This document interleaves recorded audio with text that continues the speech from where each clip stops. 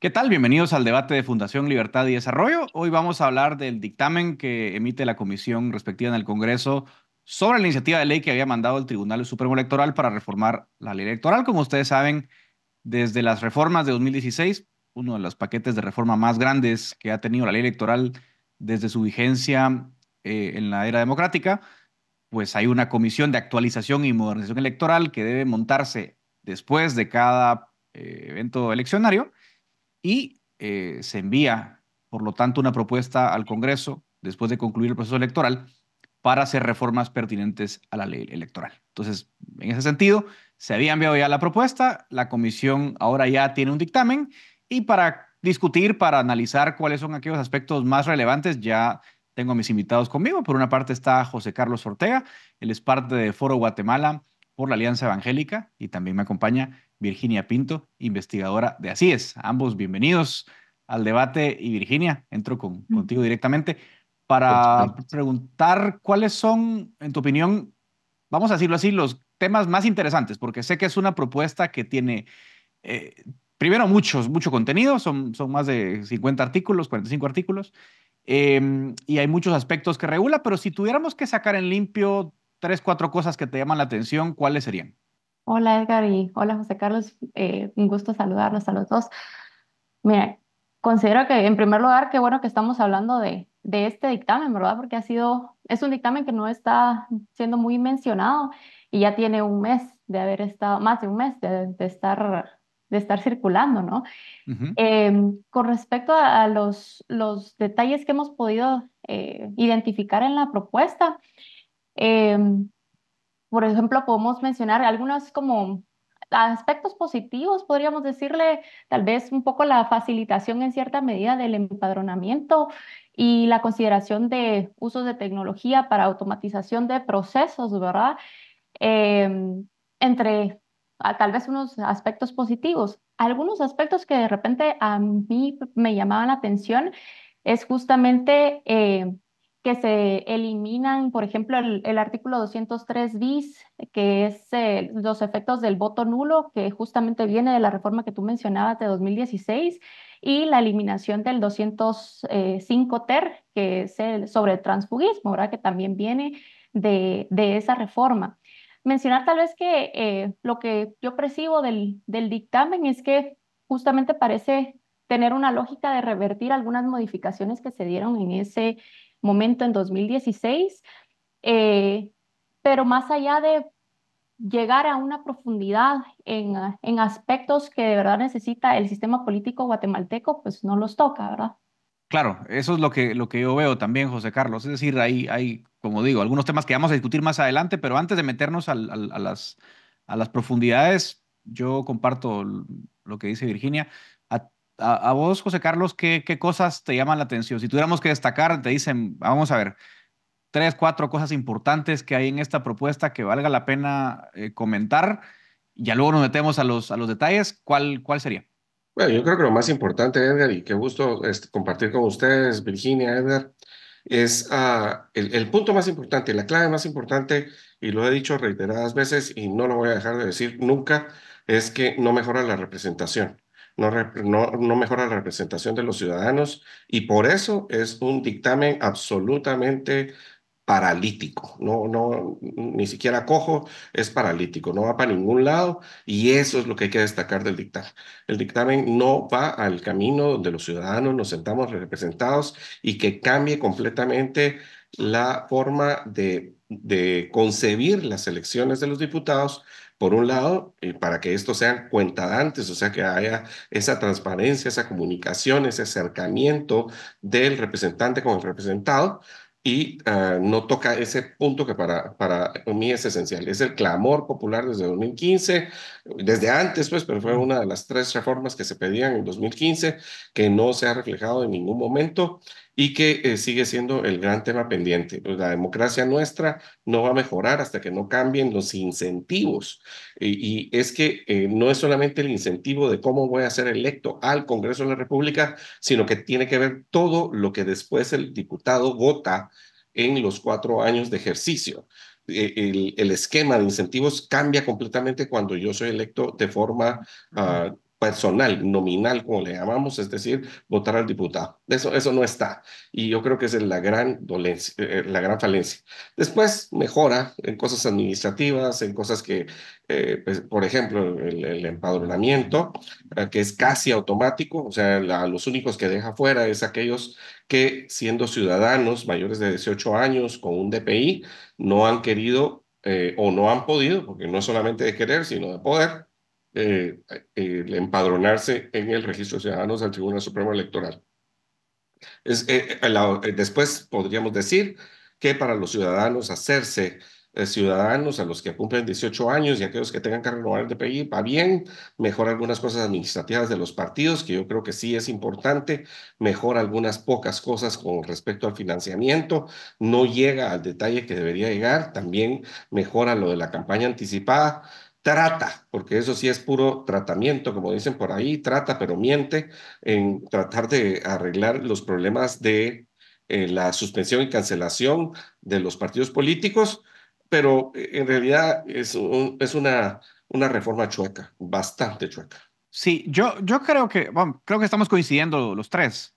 Para mí es una reforma eh, principalmente administrativa. Parece que es una reforma Correcto. hecha fundamentalmente desde los cuadros medios. Parece que se juntaron en el Tribunal Supremo Electoral con el personal y dijeron, mucha, ¿qué está pasando? Lo cual no digo que en principio sea malo, ¿no? Porque evidentemente hay que mejorar cuestiones relacionadas con la gestión, con la administración de la parte electoral. No creo que eso sea algo per se negativo, pero sí es cierto que están ausentes los grandes temas de discusión que tenemos como ciudadanos más pendientes, ¿no? Es decir, no hay, Virginia, nada relacionado, nada fundamental, digamos, relacionado con el funcionamiento de los partidos políticos, con la representatividad.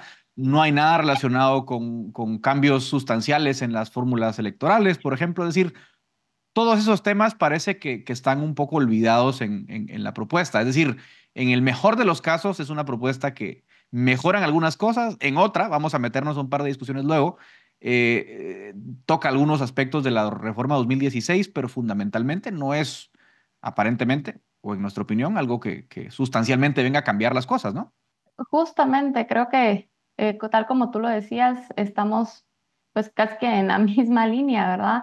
Tal vez mencionar que el dictamen hace pues una unificación de dos iniciativas, ¿verdad? La iniciativa 6332 que fue presentada por el diputado Inés Castillo y la iniciativa 6377 que fue presentada por el Tribunal Supremo Electoral, justamente del trabajo que se hizo en las mesas de la Comisión de Actualización y Modernización Electoral, CAME, de este año, ¿verdad?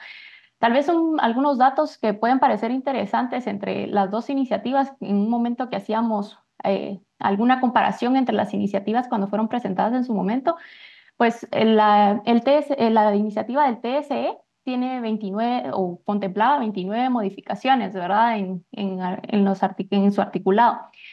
De esas 29 modificaciones, 19 coincidían en artículos con la iniciativa del diputado Castillo, no necesariamente en contenido, sino solamente en, en los artículos que Es- debían ser en algún momento modificados, ¿verdad? Ujú. Pero justamente creo que estamos en un punto de inflexión del sistema político, ¿no? En donde o levantamos el sistema político ahorita o vamos a entrar en un problema de gobernabilidad mucho mayor y esperaríamos que al menos si se va a discutir una reforma a la ley electoral y de partidos políticos, que los representantes en el Congreso puedan visualizar esa responsabilidad que tienen ahorita y en sus manos, ¿verdad? Pero al menos el dictamen que tenemos hoy no refleja esa parte. Sí, de acuerdo. José Carlos, a los otros temas que querrás destacar, por ejemplo, están ampliando el plazo para estar empadronado antes de una elección. Eso sí me parece que puede ser relevante. Ya son 3 meses, que para mí es mucho. Yo creo que en una elección, bueno, aquí en Estados Unidos hay lugares donde te registras el mismo día la votación y debería ser relativamente fácil votar. Entiendo que hay asuntos logísticos de papeletas, mesas, etcétera, pero parece hasta innecesario y regresivo, ¿no? Y lo otro, que quiero conocer la opinión de ambos, es el voto nulo, ¿no? Parece que lo están sacando de la ecuación. Es cierto que no ha tenido hasta hoy un protagonismo muy importante, pero no deja de ser una de esas demandas del 2015 que estaban en la calle más que digamos en la razón, pero de todas formas vale la pena comentar ese par de cosas, José Carlos. Sí, mira, yo voy a empezar con el voto nulo. Para mí el voto nulo, de la forma en que la planteamos en el momento que estuvimos en las mesas para la discusión de la reforma de 2016, se había planteado de otra manera. Creo que lo que pasa es que también en las mesas hay muy poca visión de largo plazo, muy poca visión técnica, y entonces lo único que hay es un chirmol y el voto nulo y que aparece el voto nulo, pero yo le llamo específicamente a la reforma que nos incluyó a los ciudadanos el voto nulo, le llamo la reforma del atol con el dedo, porque en realidad nunca iba a pasar o sea, nunca íbamos a llegar a esa mayoría absoluta del 50% más un voto para que se repitiera una de las elecciones. Entonces, creo que esa era absolutamente no correcta y que en realidad, por ejemplo, en el Parlacén se ha ganado 2 veces el voto nulo y no ha tenido ningún efecto. Entonces, ciertamente el Foro Guatemala había solicitado que eso se analizara de una manera en que tuviera una correspondencia, o sea, que fuéramos, que respondiera la ley electoral y que respondiera el Tribunal Supremo Electoral a que el pueblo habló y ganó la mayoría en este voto nulo en el Parlamento Centroamericano. Entonces, por eso le llamo la reforma del atol con el dedo. Entonces, lejos de mejorarla, o sea, de hacer algo al respecto y decir, bueno, vamos a mejorar esto para... Hay muchas propuestas, ¿no? Por ejemplo, que sean otros candidatos. Yo no estoy de acuerdo con eso simplemente por la libertad, no porque diga yo, o sea, si hay un partido necio que quiere volver a meter al mismo impresentable, que lo ponga.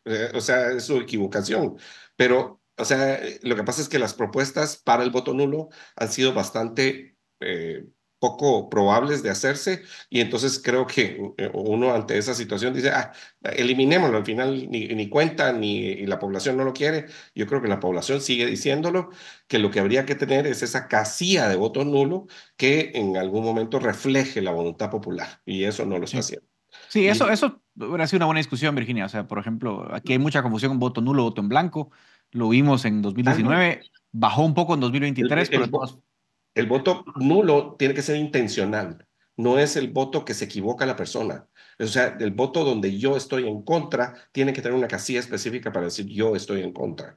Y eso no está reflejado. Eso ¿Sí? no está reflejado, Virginia, y como decía José Carlos, lejos de decir, bueno, tal vez la regulación del voto nulo no es la mejor, mejorémosla, es mejor quitarla. Y eso yo sí creo que es de los aspectos más criticables de esta propuesta, pero no me quiero quedar corto y sé que hayas mencionado también lo del transfugismo, que también es otro tema que está metido ahí, Virginia. ¿Cómo has visto tú estas dos disposiciones? Y mencionar un poco la parte del voto nulo, que si bien, justamente como decía José Carlos, no necesariamente puede llegar a tener un efecto así como está ahorita regulado, ¿verdad? Que es muy difícil que lleguemos a ese 50%. eh, También me causa un poco de ruido porque, o disminuir, por ejemplo, el porcentaje de que se necesita para que esto tenga un efecto.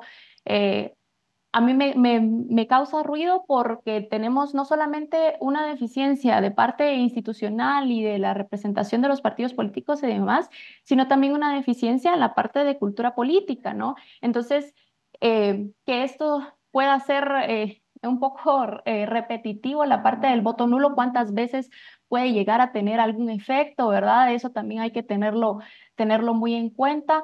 Y la parte del transfugismo, pues sabemos que en su momento era pues una exigencia, ¿verdad? Para evitar que los representantes que eran electos por un partido político se mudaran a otro partido político entrando al Congreso de la República, ¿verdad? Un tipo como eh, casi que engañando a la población con la ideología que se supone que representaban, ¿no?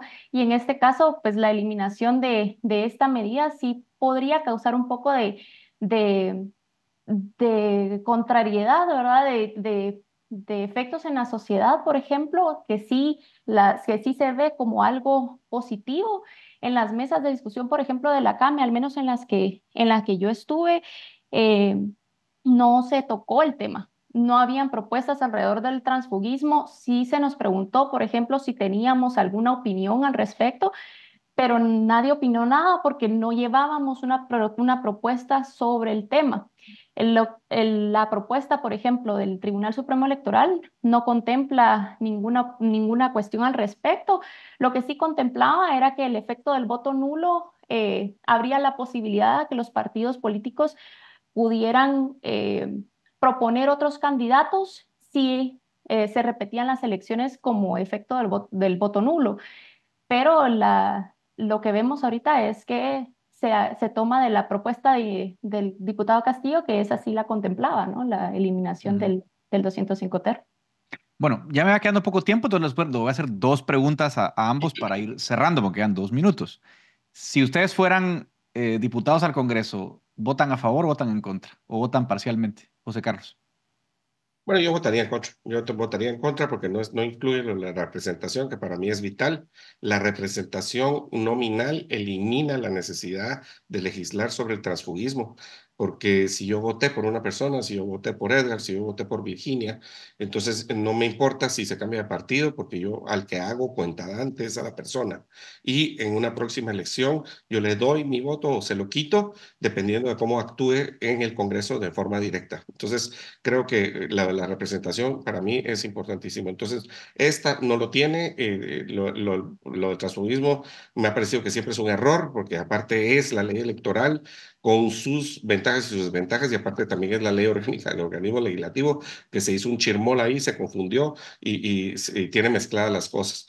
Déjame decir que también es un retroceso de no entender los tiempos. Tú lo dijiste antes, aumenta 120 días el padrón electoral en el tiempo de la modernidad, de la electrónica, de los sistemas. Pensar que una persona no se puede afiliar, desafiliar, empadronar de forma electrónica en cualquier lugar de la República con métodos de personificación de seguridad como hacen los bancos es completamente arcaico. Entonces me parece que el dictamen es bastante malo y yo votaría en contra.